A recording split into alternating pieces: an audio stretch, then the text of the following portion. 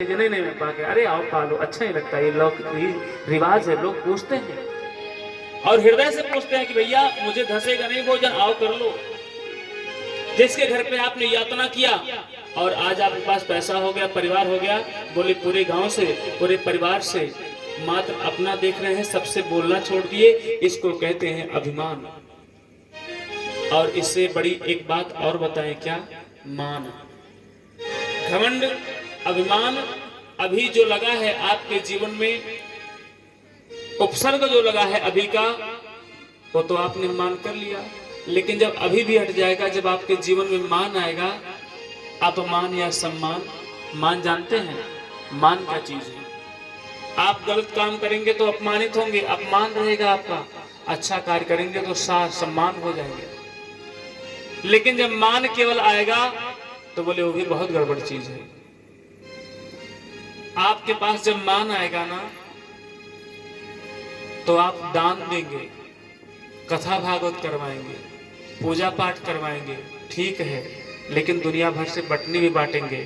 मैं तो यहाँ कथा कराया, इतना दान दिया, इन लोगों को ध्यान दिया, मैंने यहाँ पर पूजा पाठ कराया, इतने ब्राह्मण को भोजन कराया, इनको साड़ी दिया, उनको कपड़ा दिया, इतने लोग को ऐसा ऐसा किया।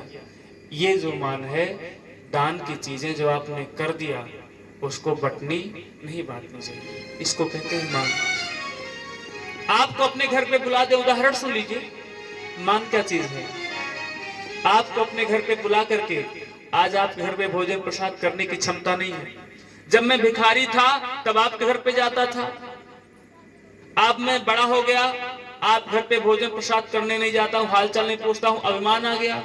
लेकिन जब मान आएगा ना, तो आपको गरीब व्यक्ति को घर पे भोजन प्रसाद पवा देंगे अपने सामने,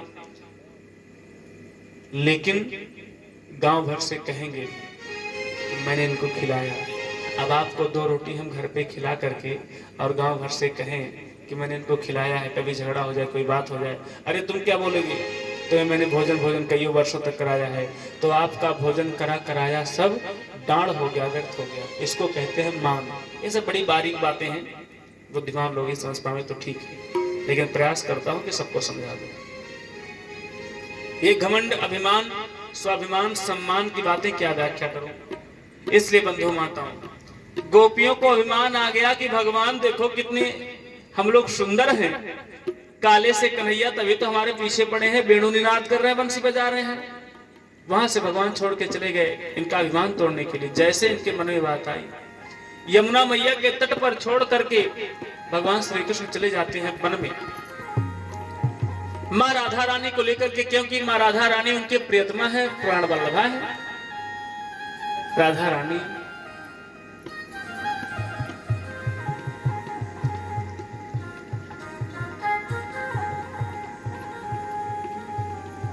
और मार्ग में जाते हैं वन में अंदर, तो माँ राधा रानी को मान आया ना, सोचती हैं इतनी गोपियों को भगवान छोड़ करके आए हैं, उनको अभिमान आ गया। बताओ, अभिमान करना चाहिए। अरे मेरे जैसे सोचो, देखो मैंने कुछ नहीं किया ना, इसलिए तुम्हें भगवान श्री कृष्ण के हृदय में एक अलग बन के रही हूँ। उन्होंने अभिमान किया, भगवान ने छोड़ दिया, मुझे देखो मैं अभिमान नहीं करती।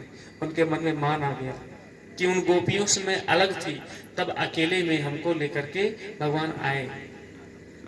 जैसे नेताजी आपसे मिले चैम्बर में आकर के, ऑफिस में विधायक जी, 100 लोग हैं, कहे नहीं आप आइए, तो व्यक्ति का मान आ जाएगा, पीछे देखे वो सब बैठे हैं, मैं जा रहा हूँ अंदर मिलने के लिए। इसको कहते हैं मान, कि सबसे विशेष मैं अलग हूँ।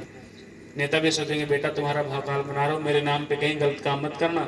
भगवान श्री कृष्ण ऐसे करते हैं। अच्छा देवी, माँ राधा रानी कहती हैं कि प्रभु मेरे पाँव में अब दर्द हो रहा है।